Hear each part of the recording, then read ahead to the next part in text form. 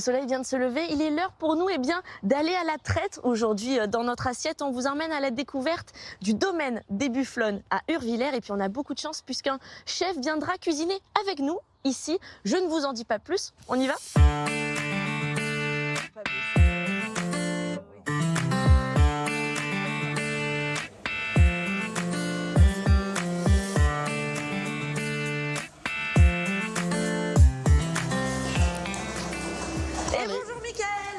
Bonjour. Ah ben on arrive au bon moment. Parfaitement au bon moment. On est en pleine traite. Là on est en pleine traite. C'est ça, la traite des Bufflonnes. Et alors comment tous ça les se matins, passe tous les soirs. Ah donc on les traite deux fois dans la journée. 2 fois par jour. Alors là qu'est-ce que vous faites? Vous les mettez en rang, donc c'est là ça? elles vont se placer. Hein. Ouais, toutes elles vont seules. se placer, voilà, c'est ça. Arnaud les cherche, elles rentrent. Et on va les nettoyer, les brancher. Ouais. Et c'est tous les jours comme ça. Moi j'ai l'impression qu'elles ont l'habitude, il n'y a même pas besoin de les forcer. Hein. Non, ça va. Elles ont l'habitude, elles aiment bien. Allez, ma belle. Le lait, il est collecté tous les jours, 2 fois, et stocké au froid à 4 degrés.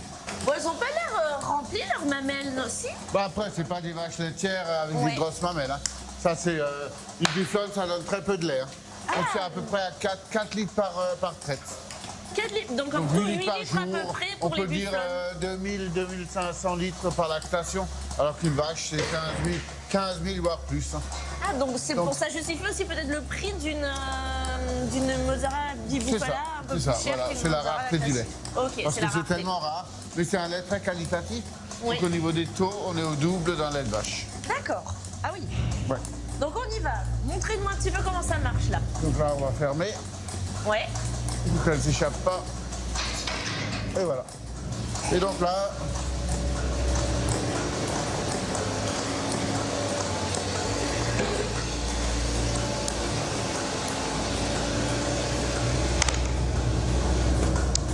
là, avec Arnaud, on va les nettoyer. Vous nettoyez les pieds, c'est Voilà, ça? c'est ça. Donc là, on mousse. On fait un produit de nettoyage. Et après, on nettoie la mamelle. Et on tire le premier jet pour voir si le lait s'il n'y a pas de problème particulier. Et après, on accroche les griffes. Donc les griffes, c'est ça. C'est ce qui permet de traire la bufflonne ou les vaches. Et donc le lait, il est collecté dans la boule à lait. D'accord. Et de là, ça va au tank à lait. On le fait pas à la main, ça prend trop de temps. Non, impossible. Vous en avez combien des bufflonnes? Donc en tout, on a dans les 150 animaux avec les veaux. Oui. Et à peu près entre 60 et 70 mères. Et là, actuellement, on attend pas mal de veaux, donc on a une quarantaine de bufflonnes à la traite. Donc là, on tire le premier jet. On regarde si le lait est bon. Et alors là, qu'est-ce que vous voyez, Michael? Voilà, que le lait est bien, qu'il n'y a pas de... Il peut y avoir des grumeaux, du lait rose. Si maintenant ils ont un hématome dans un quartier, il pourrait y avoir du lait rose ou quelque chose. Et donc du coup, on contrôle que la qualité du lait soit bonne.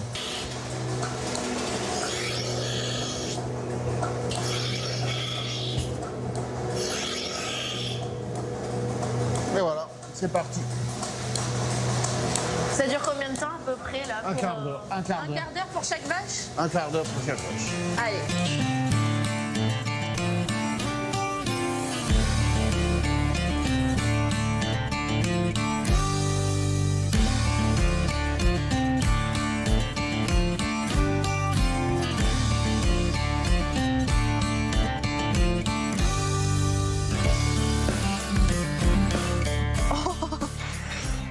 Oui, vous disiez que c'est sociable les bufflons et les bufflonnes. Ah bah, elles aiment bien le contact. Hein. Elles sont curieuses. Et donc ça, ce sont des mâles? Ça, ce sont des mâles. Après, là, il y a encore des petites génisses. Ouais. Des petites génisses qui vont sortir au pré. Oui. Dès qu'elles... il faut d'abord qu'elles apprennent à bien connaître le courant et la clôture, et après, elles sortiront. Et donc les mâles, ils servent à quoi? La reproduction essentiellement? Non, donc les mâles, il y en a qui servent à la reproduction et il y en a qui nous fournissent la viande. La viande, donc ils sont abattus à 2 ans. C'est une très bonne viande et ça passe et au niveau de la taille de l'animal, enfin c'est parfait. Ils vous ont lâché. Oui. Je m'attendais pas à ça. C'est tout chaud. Ah oui, bah oui. Et alors là, on voit, voilà, elles sont parquées, mais par âge. Oui, donc là, il y a des mâles.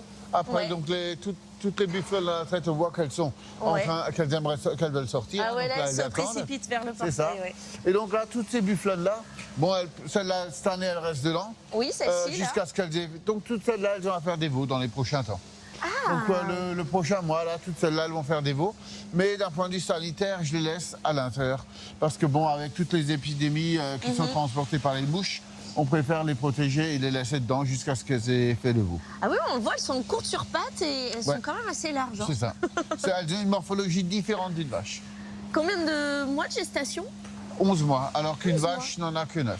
Ah, 2 mois de plus. C'est ça. Pourquoi mettre 2 mois de plus? Qu'est-ce que C'est un bovin, mais il y a des particularités. Ouais. Donc c'est il quoi faut les savoir que la particularités? bufflonne, l'ADN de la bufflonne se Ouais. rapproche un peu de l'ADN du cheval. D'accord. Et donc, du coup, le cheval a 11 mois de gestation. Tout est lié. Là, on a Olivia. Olivia. Ça, Alors, qu'est-ce c'est- qu'elle a de spécial, Olivia? Alors, Olivia, c'est le premier veau qui est né chez nous. Oh. En Alsace. La première bufflonne qui est née en Alsace, c'est Olivia. Mais alors, elle a quel âge? Elle a 8 ans, Bon, Olivia? à peu près 7-8 ans, ouais. Donc là, il y a Balthazar. C'est le plus petit qu'on a pour l'instant. C'est Il a combien de Balthazar. semaines, celui-ci? Donc lui, il a une semaine et demie. Oh non, c'est pas vrai. Oh, les petites canottes, regardez. Oh, oh, Balthazar. Là, il reste en case individuelle le temps qu'il apprenne bien à boire, qu'il Ouais. soit bien vigoureux. Et dès qu'il est vigoureux, on les groupe un peu par âge. Il va aller chez ses copains Ok. ou ses copines. Et c'est là qu'ils passent leur journée, quoi. Et une fois qu'ils sont sevrés, ils vont au pré. Je vais les sortir, hein. Elles sont impatientes. C'est ça. Ça.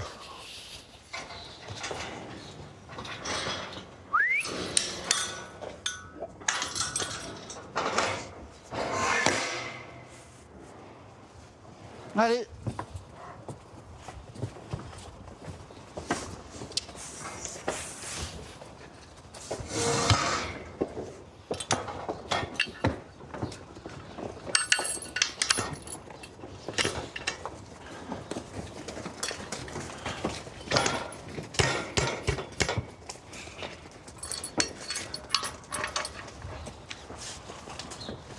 Hé, Bobo. Ah oui? Comme? Hé, Bobo. Ça y est, vous venez de les faire sortir dans le pré. Elles ont de quoi gambader, là. Hein. Elles ont de l'espace. Là, elles ont de l'espace, elles ont une dizaine d'hectares où elles peuvent pâturer. Ouais. Donc on voit qu'il y a de l'herbe fraîche et elles profitent pleinement du soleil aussi. Donc, nous, on est autonome en fouage, donc on exploite une centaine d'hectares. Cette chaîne de production, elle est importante pour vous? C'est oui, d'être autonome et de maîtriser toute la filière. C'était ça le but. Bon, là, on est plutôt proche d'elles. Elles n'ont pas l'air de trop broncher. Elles sont pas très, Craintives. pas très craintives, hein. Puis à force, elles vous connaissent aussi. Ah oui, on les manipule 2 fois par jour, donc effectivement.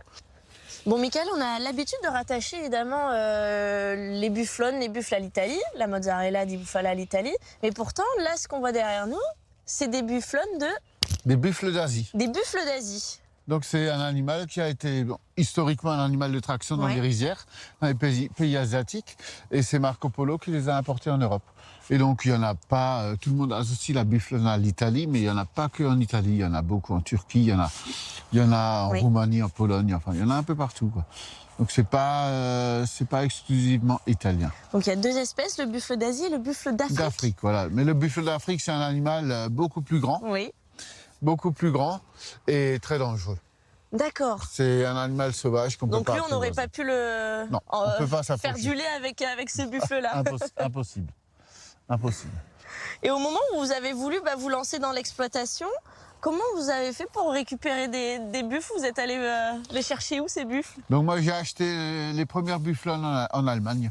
D'accord. Ouais, chez un collègue en Allemagne. Et c'est comme ça qu'on a démarré. Après, voilà, il y en a un peu partout. Bon, maintenant on est autosuffisant. Donc, en fait, on a la suite qui permet d'agrandir le troupeau, quoi. Notre suite. Et ces buffles et ces bufflonnes, ils s'adaptent bien au climat ici des Vosges du Nord? Parfaitement. Parfaitement. Parfaitement. Donc la température, en fait, c'est comme je vous ai dit, un animal, enfin, c'est comme je dis toujours, un animal, il craint plus la chaleur que le froid. D'accord, ouais. Ouais.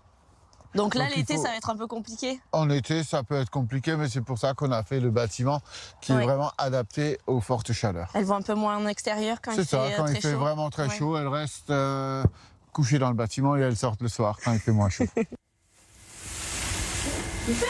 C'est bon.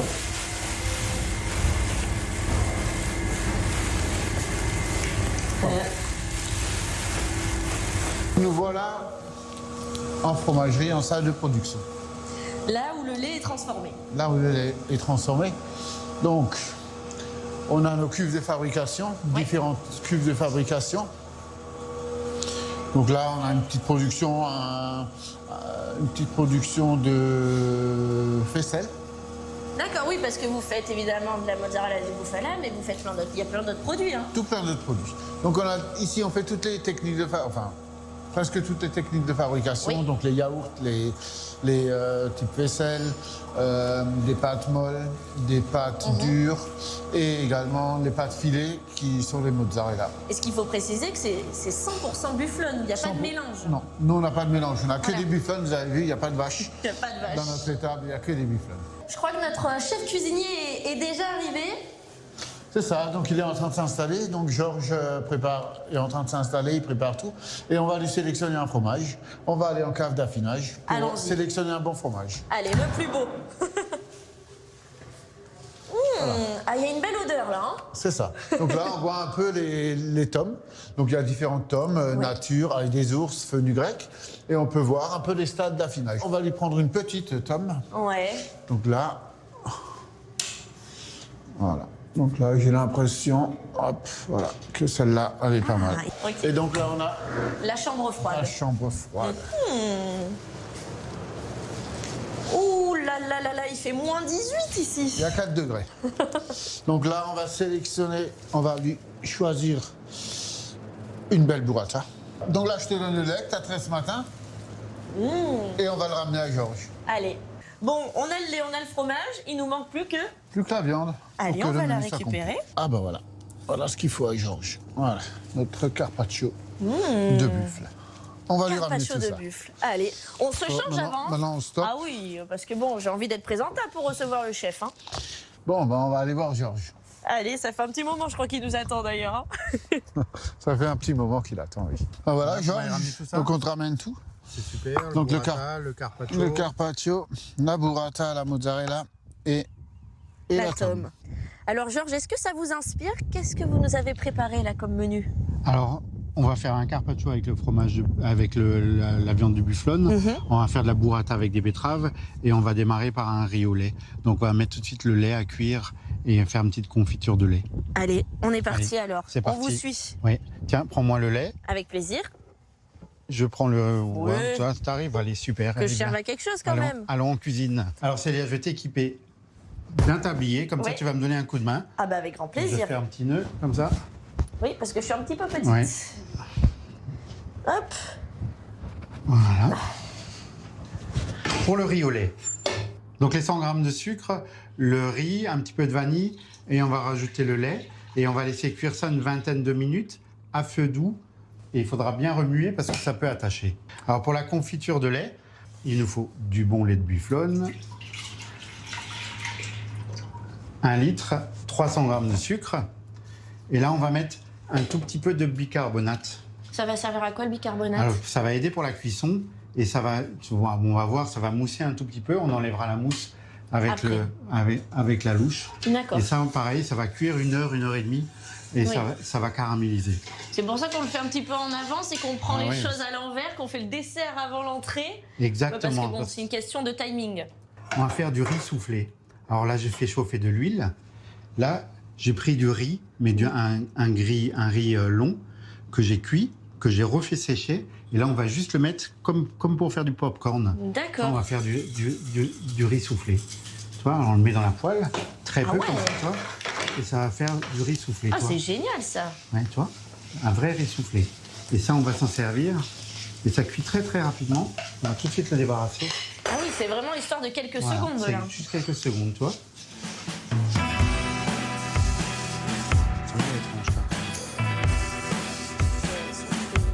C'est joli.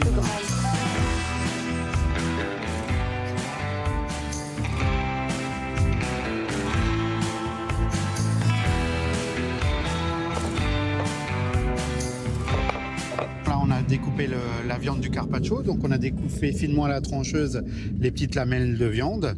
Donc là, on va préparer, enfin, j'ai préparé les petits morceaux de tome façon tête de moine. Voilà, c'est comme magnifique. ça. Ouais, c'est sympa. Hein. Après, là, je vais te mettre un petit peu au travail. Tu vas me couper des tomates. Entre-temps, moi, j'ai préparé une petite vinaigrette. Donc, c'est vinaigre balsamique, de l'huile d'olive, un tout petit peu d'eau et un petit peu de vinaigre balsamique blanc. D'accord. Je vais l'étaler ça sur la viande, regarde. Oh là là, que ça... Oh, déjà, j'en salive, là. Ouais. Tac. Ah.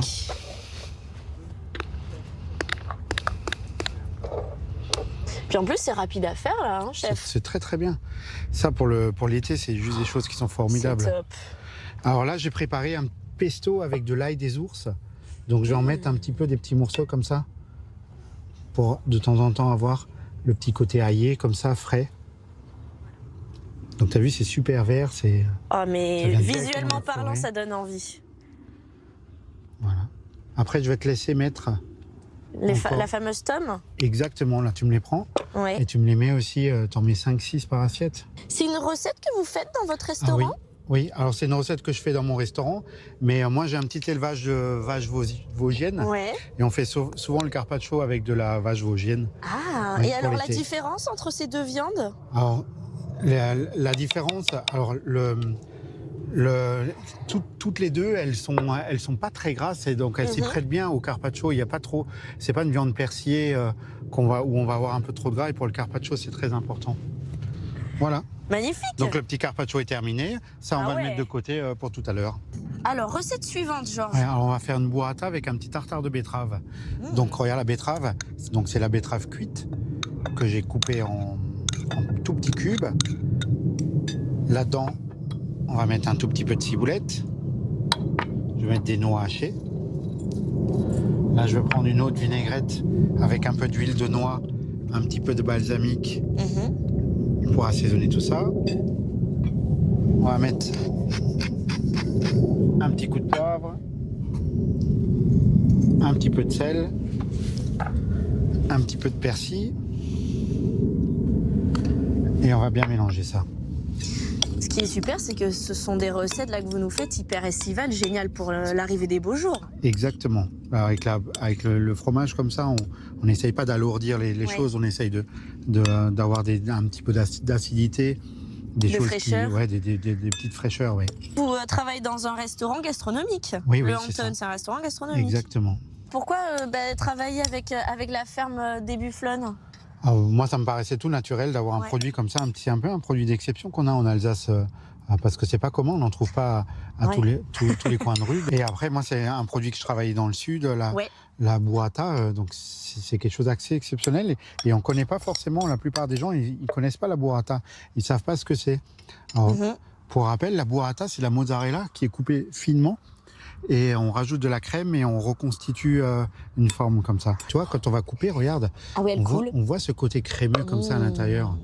Et là, donc là, je mets juste la demi dessus comme ça. Superbe. Voilà. Ça sent la Provence là. Un petit peu, ouais. Petit coup de moulin à poivre. Là, je vais rajouter des graines de courge. Là, j'ai des petites germes de poireaux. Alors ça, c'est quelque chose que j'utilise beaucoup parce que c'est très fort. J'ai encore un... Oh, mais c'est champêtre là ce que vous nous faites. C'est ça. Alors ça, c'est du serpolet, c'est-à-dire que chez nous, on trouve encore du thym sauvage dans les prés.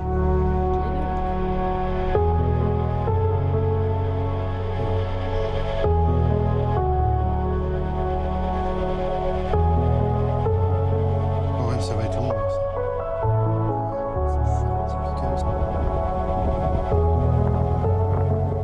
Bon, la cuisson de notre dessert vient de se terminer. Absolument. On passe au dressage. Donc j'ai choisi de faire un dessert bien dans l'ambiance campagne. Voilà. Non, parce que ça se mange sans faim, non? Quand même, Ça, c'est, un bon riz au lait, là. Et alors là, de cuisiner ce riz au lait avec du lait de bufflone, qu'est-ce que ça change au goût? Le lait de bufflone, il est un petit peu plus gras, donc on va vraiment gagner en onctuosité. Et en parfum, c'est absolument délicieux. Vous avez déjà fait le test avec du lait de vache et... Alors, Oui, alors avec le lait de vache, quand je fais je prends du lait demi-écrémé par exemple, on va rajouter une petite noix de beurre. Ah oui, d'accord, il y a vraiment besoin de ce côté onctueux et plus gras que apporte naturellement le lait de bufflone en fait. Exactement. Ça, je vais le manger. C'est trop bon. Alors là, regarde, j'ai préparé une petite tuile de riz au lait. Donc c'est tout simplement le riz au lait que j'ai mixé, que j'ai étalé au four et j'ai fait sécher. Ah ouais, Donc, combien de temps au four vous laissez pour faire une tuile comme ça? Alors quand elles sont bien fines comme ça, une vingtaine de minutes, sinon un petit peu plus. Et donc là, on va faire notre petit déco. On va prendre la petite tuile, le petit truc, le petit bâton de vanille. Et pour le verre, on va encore rajouter un tout petit peu de menthe. Tu vois ?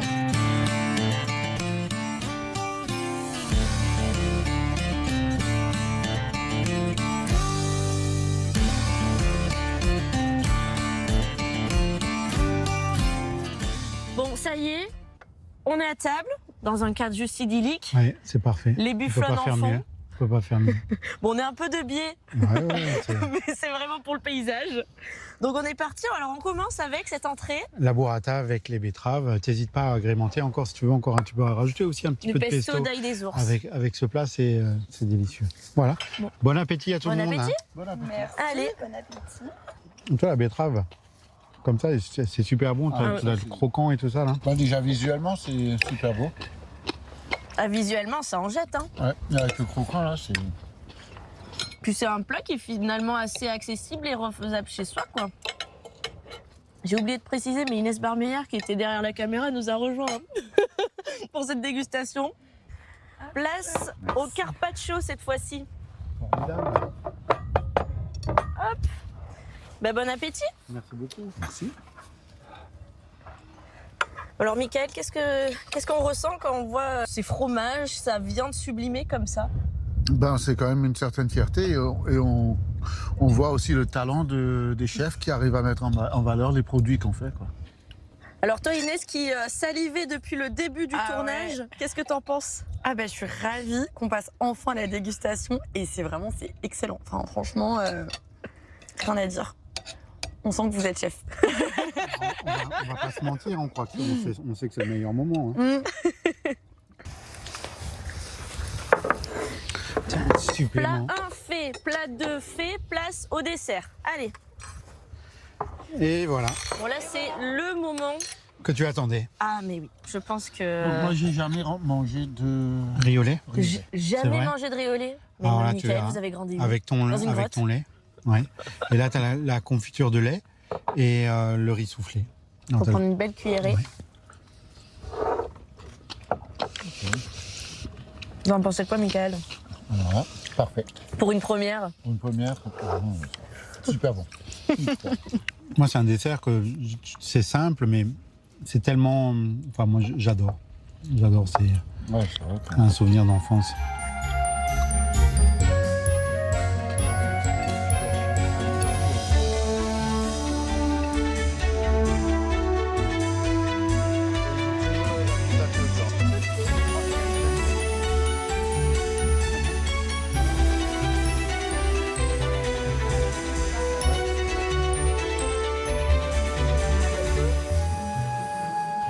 On peut conclure? Oui, on peut conclure, oui. Je pense qu'il est temps, après un repas comme celui-ci. Merci beaucoup, Michael, de nous avoir accueillis évidemment sur votre exploitation, ici à la ferme des Bufflones. Merci à vous, chef, d'être venu sur place. C'était un plaisir pour moi d'être venu vous présenter ça. Plaisir pour partagé. sublimer les produits. Vraiment. Merci à Inès pour cette dégustation et d'avoir filmé ce magazine de qualité, je l'espère. Sans aucun doute. Sans aucun doute, hein. On est sûr de ça. Et puis bien, nous, on se dit à la semaine prochaine pour un nouvel épisode. Bye. Bye.